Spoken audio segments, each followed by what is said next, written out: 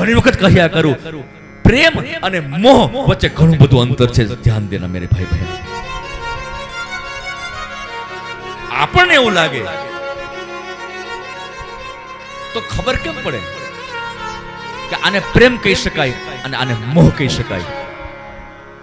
જે સંબંધની અંદર તમને અને મને જ્યારે બંધનની અનુભૂતિ થાય ત્યારે સમજી લેવાનું એ મોહ છે. क्योंकि सीधी बात है, मोह का काम ही बांधना है. ये मोह का स्वभाव है.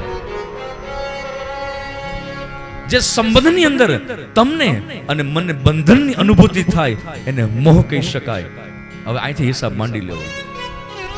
અને જે સંબંધમાં તમને અને મને મુક્તિની અનુભૂતિ થાય, ફ્રીડમ મહેસૂસ થાય, ત્યારે સમજી લેવાનું આનું નામ પ્રેમ છે સાહેબ. ये प्रेम है, यही प्रेम है. जहां मुक्ति की अनुभूति हो, ऐसा न लगे कि मैं जकड़ गया हूं. એવું ન લાગે કે મારા હાથમાં બેડી છે, મારા પગમાં બેડી છે, મારા કંઠમાં બેડી છે. આ બંધનની અનુભૂતિ ન થાય અને બિલકુલ ફ્રીડમ મહેસૂસ કરી શકીએ, મુક્ત અવસ્થાની અનુભૂતિ કરી શકીએ.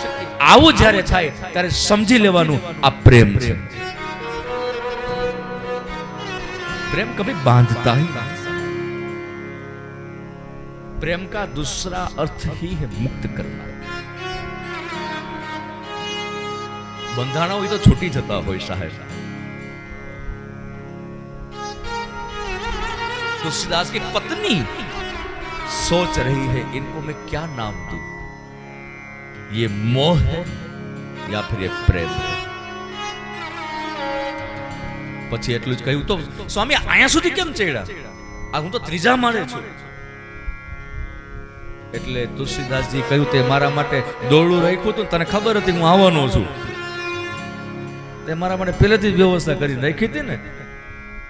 હવે એને તો ખબર છે આવી કોઈ વ્યવસ્થા કરી નથી, એટલે આમ જ્યાં નીચે દ્રષ્ટિ કરીને જોયું એ દોરડું નતું પણ સર્પ હતો.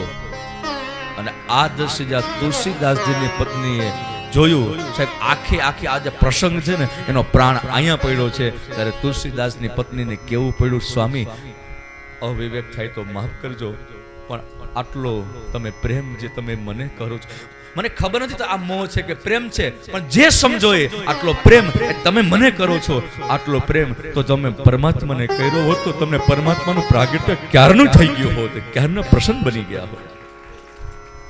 આટલો પ્રેમ તમે કૃષ્ણને કર્યો હોત, આટલો પ્રેમ તમે રામને કર્યો હોત, આટલો પ્રેમ તમે મહાદેવને કર્યો હોત, તો હે સ્વામી એમનું પ્રાગટ્ય ક્યારનું થઈ ગયું હોત. ये करने की जरूरत नहीं है, कहां फंस गए आप. આ શબ્દ સાહેબ, આ એક જ શબ્દના કારણે એક કામીમાંથી ગૌસ્વામી તુલસીદાસ બની ગયા. સાહેબ જીવનને બદલતા વાર ન લાગી.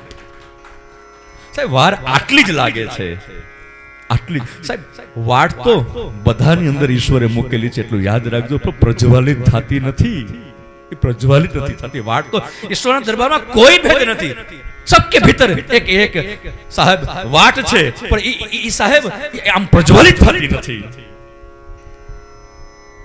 અને ઈ જો એટલા માટે આ સત્સંગ છે, એટલા માટે આ કથા છે કે યોગ્ય સમયે ઈ જો પ્રજ્વલિત થઈ જાય તો સાહેબ પછી જેમ એ તુલસીદાસજી એક કામીમાંથી ગોસ્વામી બની ગયા, એમ તમને ને મને પણ સાહેબ એક ગોસ્વામી બનતા વાર નહીં લાગે સાહેબ.